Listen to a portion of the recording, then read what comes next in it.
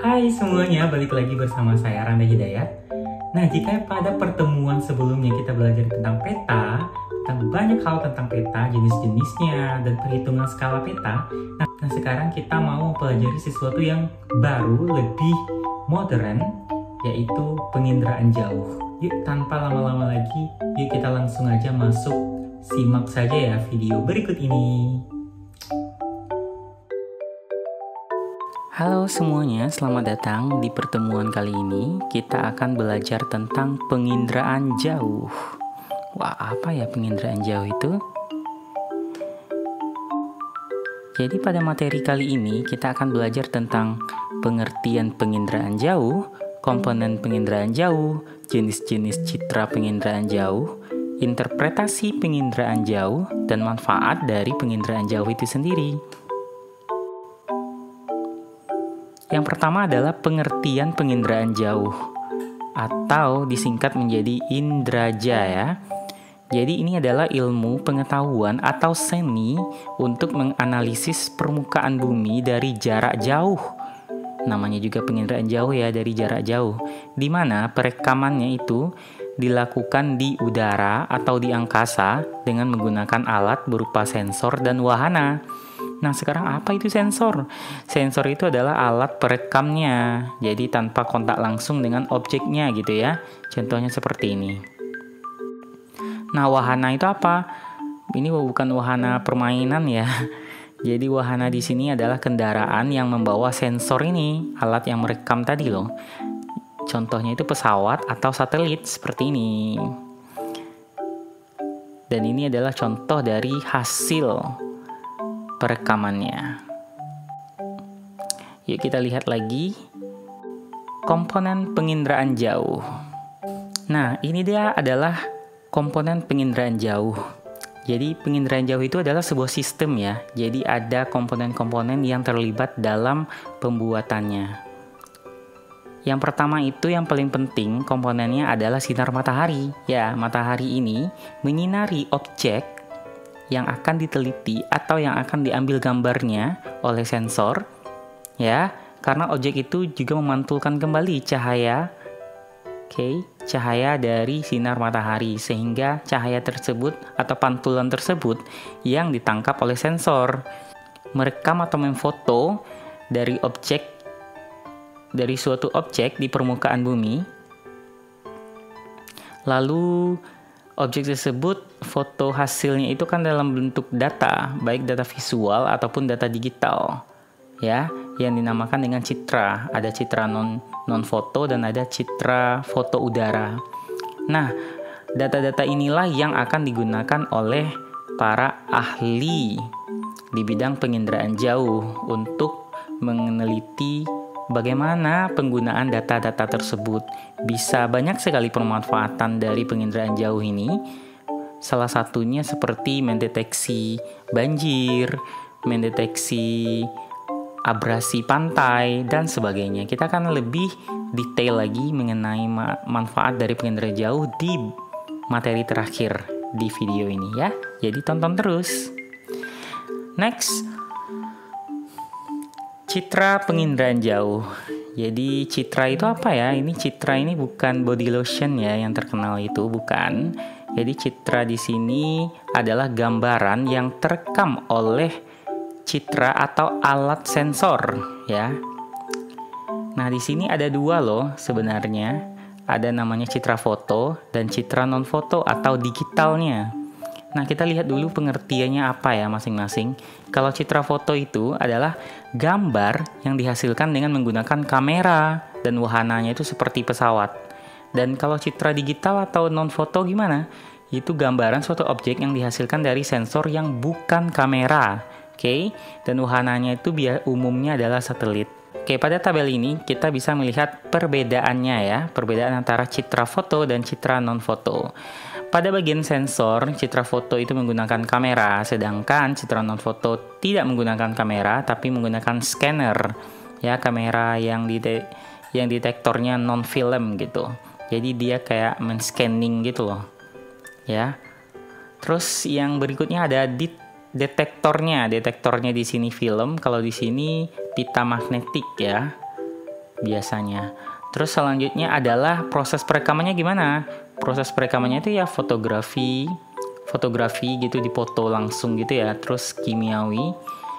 Tapi kalau misalnya citra non foto ya elektronik aja gitu ya. Terus mekanisme rekamnya serentak biasanya, dan kalau citra non foto itu parsial, jadi sebagian-sebagian gitu. Terus spektrum elektromagnetiknya gimana? Biasanya spektrum tampak dan perluasannya. Kalau citra non foto, spektrum tampak dan perluasannya, juga ada spektrum termal dan gelombang mikro. Kita lebih jelas lagi nanti menjelaskan tentang citra foto itu gimana, citra non foto gitu gimana melalui jenis-jenisnya. Selanjutnya ini jenis-jenis citra foto ya. Yang pertama adalah jenis berdasarkan spektrum elektromagnetik. Nah, kita bicara tentang citra foto dulu ya di sini ya. Jadi ingat, citra foto bukan citra non foto.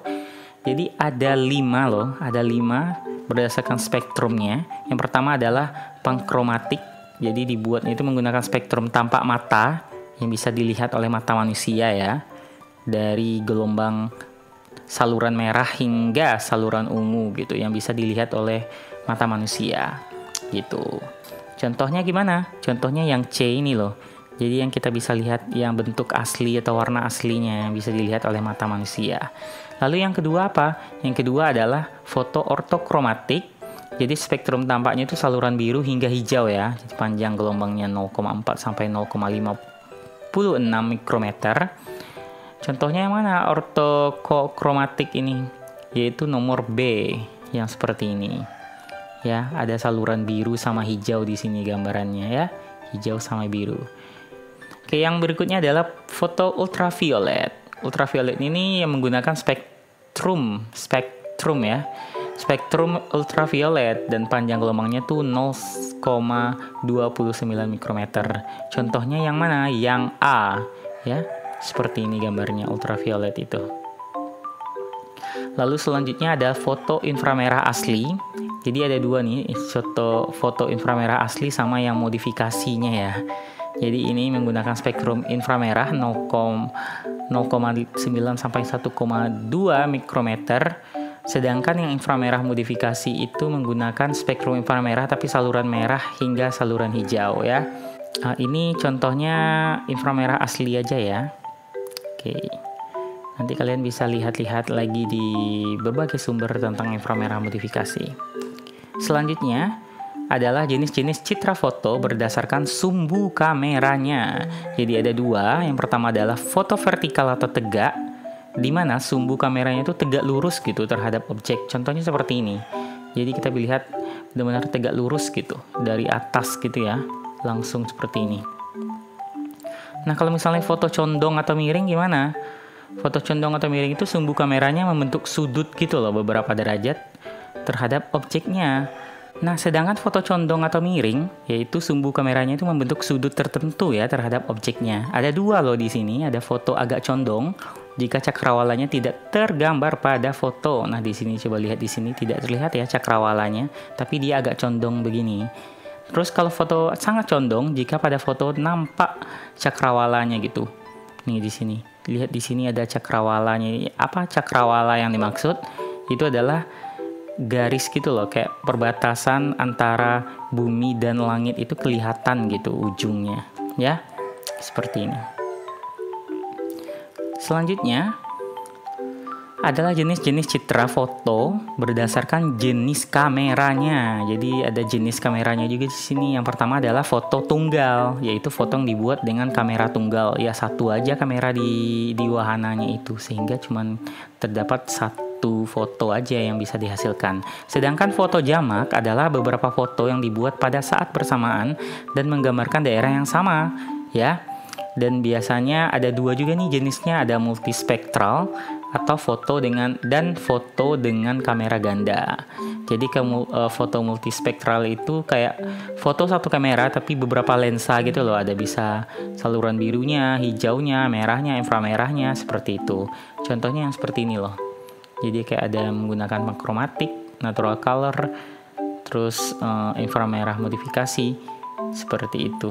Tapi dalam satu tempat yang sama. Selanjutnya adalah jenis-jenis citra foto berdasarkan warna.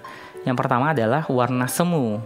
Jadi warna yang difoto itu tidak sama dengan warna objeknya. Contohnya seperti ini nggak sama ya. Ini kayak lebih berwarna-warna gitu. Nanti ada penjelasannya warnanya ini maksudnya apa seperti itu ya. Terus foto warna asli. Terus warna objeknya itu sama dengan warna aslinya gitu. Warna objek yang sebenarnya gitu ya pada foto seperti ini. Ya misalnya seng rumah, seng lagi atap bangunan ya seperti ini aslinya gitu ya. Lalu selanjutnya jenis-jenis citra foto berdasarkan wahananya.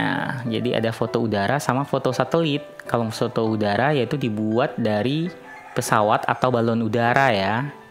Nih kayak gini, balon udara bisa juga helikopter, pesawat udara sama balon. Lalu ada foto satelit dibuat oleh satelit lah ya seperti ini. Lalu kita masuk ke citra non-foto atau digitalnya. Jadi ada jenis-jenisnya juga nih, ada jenis-jenis citra non-foto berdasarkan spektrum elektromagnetiknya.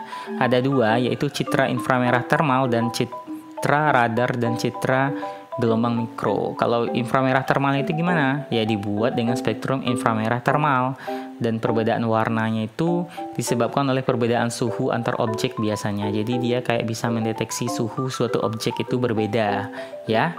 Contohnya di A ini. Lihat di sini suhunya mungkin tinggi seperti itu. Tapi kita belum bisa memastikan sebelum melihat legendanya seperti apa atau dari simbolnya gimana. Lalu selanjutnya adalah citra radar sama citra gelombang mikro. Jadi dibuat dengan spektrum gelombang mikro. Kalau citra radar biasanya hasil penginderaan itu sistem aktif ya. Sedangkan yang gelombang mikro adalah penginderaan jauhnya itu dengan sistem pasif. Apa sistem aktif sama sistem pasif? Sistem aktif itu adalah pengambilan fotonya itu sangat tergantung dengan sinar matahari. Jadi hanya bisa dilakukan pada siang hari, pada malam hari tidak bisa dilakukan gitu ya. Karena dia bergantung pada sinar matahari. Sedangkan yang pasif gimana? Ya sistem pasif yang nggak butuh gitu cahaya matahari. Bisa memfoto tanpa adanya sinar matahari. Seperti itu ya citra gelombang mikro yang sistem pasif. Selanjutnya ada jenis-jenis citra non-foto berdasarkan sensornya, sama juga dengan citra foto tadi ya. Kalau misalnya di sini ada citra tunggal sama citra multispektral. Kalau tunggal jelas sensornya tunggal di saluran yang lebar, sedangkan citra multispektral dibuat dengan sensor jamak ya atau banyak. Ada beberapa dengan saluran yang sempit. Oke. Lalu selanjutnya ada ini contohnya ya citra multispektral, jadi banyak gitu loh spektrum yang digunakan, saluran yang digunakan. Terus ada berdasarkan wahananya gimana? Ada citra dirgantara sama citra satelit. Jadi wahananya itu bisa juga wahana yang beroperasi di udara seperti pesawat ya.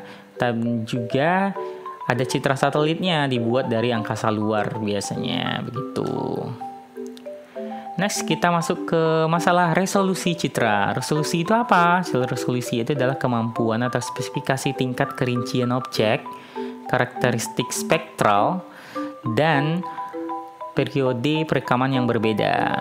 Jadi ada 4 nih jenisnya. Ada resolusi spasial, yaitu kemampuan sensor citra untuk merekam luas objek di permukaan bumi. Biasanya kita menggunakan kata piksel ya. Picture element biasanya di sini. Nah, di sini kita bisa lihat kalau misalnya di sini ada foto nih. Terus kita kayak perbesar gitu. Terus nampaklah kotak-kotak kayak gini ya. Nah, kotaknya itu yang namanya pixel. Jika resolusi spasial dari sebuah foto itu bagus, maka di zoom beberapa kali itu masih terlihat jelas gitu. Tapi kalau misalnya resolusi spasialnya buruk ya seperti ini, di zoom terus kayak kabur gitu, samar ya. Lalu selanjutnya adalah resolusi spektral, jadi kemampuan sensor satelit untuk merekam panjang gelombang elektromagnetik. Oke, yang selanjutnya adalah resolusi temporalnya, jadi waktu yang diperlukan satelit untuk merekam wilayah yang sama. Jadi satelit itu biasanya memutari gitu loh, memutari bumi gitu untuk men-scanning. Jadi kayak mengambil gambar setiap daerah gitu. Dan untuk bisa sampai ke daerah yang awal, itu kadang-kadang ada yang membutuhkan waktu 16 hari, ada yang 1 bulan gitu ya. Ada juga yang cepat seperti itu. Nah, selanjutnya kita masuk ke resolusi radiometrik. Ini sensitivitas sensor untuk membedakan aliran radiasi biasanya dipantulkan oleh suatu objek begitu. Lanjut lagi ke interpretasi citra penginderaan jauh. Nah, apa itu interpretasi citra ya? Jadi citranya ini udah ada nih gitu ya. Terus kita mau menganalisis gitu. Mau memaknai atau mengartikan citra itu seperti apa, mengidentifikasi, itu namanya interpretasi citra. Nah, ada beberapa unsur, ada 9 unsur sebenarnya di sini. Yang pertama itu adalah unsur rona dan warna. Rona dan warna ini adalah tingkat kegelapan atau kecerahan objek pada citra. Ada macam-macam rona nih, ada putih, kelabu putih, kelabu hitam, sama hitam ya. Terus rona ini biasanya juga dipengaruhi oleh permukaannya ya. Kalau misalnya kasar, terus sedang, halus, itu warna atau ronanya juga akan berbeda. Terus warna objek pasti itu menentukan, dan apakah objek itu basah, lembab, atau kering juga terpancar dari rona nanti ya. Lalu selanjutnya nomor 2 adalah bentuknya. Jadi ini adalah kunci pengenalan objek yang penting karena setiap objek itu memiliki bentuk. Contohnya apa ya? Gedung sekolah seperti ini. Gedung sekolah itu kan umumnya ya ditemui mereka menggunakan bentuk huruf, biasanya huruf U seperti ini, atau huruf I, atau huruf L gitu ya. Jadi kita bisa tahu, oh kalau misalnya dari bentuk aja nih, kayaknya ini sekolah nih gitu ya. Yang ketiga adalah ukuran. Ukuran ini meliputi panjang, luas, tinggi, kemiringan, terus volume dari objek tersebut. Biasanya contohnya di sini adalah ukuran rumah. Biasanya tuh ukuran rumah ya.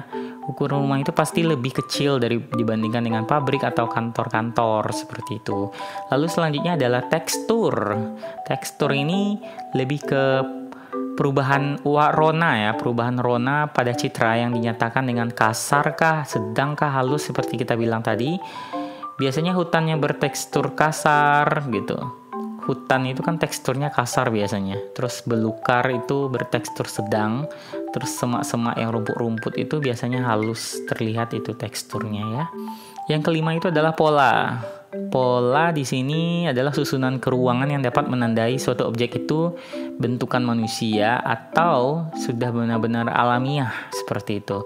Contohnya adalah kebun kelapa sawit. Jadi polanya itu biasanya teratur karena dibikin manusia ya dengan pengukuran jarak yang sudah ditentukan. Lalu selanjutnya ada bayangan. Bayangan ini biasanya dari bayangan kita bisa menilai atau mengukur ketinggian suatu objek. Contohnya menara. Next ada situs yang nomor 7. Nomor 7 itu situs, jadi letak suatu objek itu terhadap objek lainnya ya. Contohnya pemukiman itu umumnya memanjang di pinggir pantai atau di jalanan, di jalan raya gitu ya.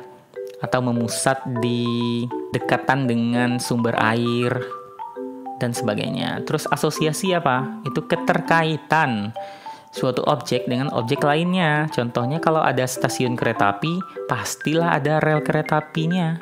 Ya nggak sih? Gitu. Dan asosiasi lainnya. Lalu ada konvergensi bukti yang ke-9 atau yang terakhir. Ini adalah teknik interpretasi dengan menggabungkan beberapa teknik unsur-unsur interpretasi yang sudah kita pelajari tadi 1-8 itu untuk menemukan atau mengidentifikasi objek. Contohnya di sini, misalnya kita ragu nih, sebuah gedung itu ini pabrik atau rumah atau sekolah ya, gitu. Jadi kita bisa menggunakan gabungan unsur-unsur interpretasi. Contohnya, jadi kita bisa lihat dari bentuknya, apakah dia liter U. Oh, liter U kemungkinan ini bangunan pabrik juga bisa, atau bangunan sekolah nih kayaknya gitu. Tapi lihat lagi dari situsnya, apakah dia dekat dengan sawah, apakah dia dekat dengan pemukiman. Kalau pemukiman mungkin ini adalah sebuah sekolah ya, karena orang-orang di pemukiman itu menyekolahkan anaknya, asosiasi atau ukurannya. Jadi kita bisa menilai dari konvergensi buktinya. Next, manfaat penginderaan jauh. Nah, ada nih manfaatnya dan contoh-contoh dari satelitnya. Contoh-contoh dari penginderaan jauh atau satelitnya di sini ya. Jadi ada di bidang kelautan, itu biasanya untuk mengamati pasang surut atau gelombang laut, dan biasanya juga ada pemetaan perubahan pantai, abrasi, dan sedimentasi. Ini ada satelit-satelit yang melakukan penginderaan jauh di bidang ini, yaitu SEASAT dan MOSS ya. Di bidang hidrologi ada Landsat sama SPOT. Itu biasanya ada pengamatan daerah aliran sungai atau pemetaan pola aliran sungai. Dan juga ada di bidang klimatologi, iklim ya di sini ya, ada NOAA dan Meteor atau GMS, itu menganalisis cuaca atau pemetaan iklim dan perubahannya. Nomor 4 itu ada di bidang sumber daya alam dan lingkungan, ada Landsat, Soyuz sama SPOT juga di sini. Dia bisa melakukan pemetaan penggunaan lahan atau mendeteksi lahan kritis. Dan yang terakhir adalah bidang angkasa luar, ada Ranger, Viking, Luna sama Venera. Itu biasanya melakukan penelitian planet-planet, terus pengamatan benda-benda angkasa. Oke, sekian tentang penginderaan jauh kali ini. Gimana pemahamannya tentang penginderaan jauh? Banyak sekali ya manfaat-manfaat dari penginderaan jauh bagi kehidupan manusia. Sekian video pembelajaran kali ini. See you next video.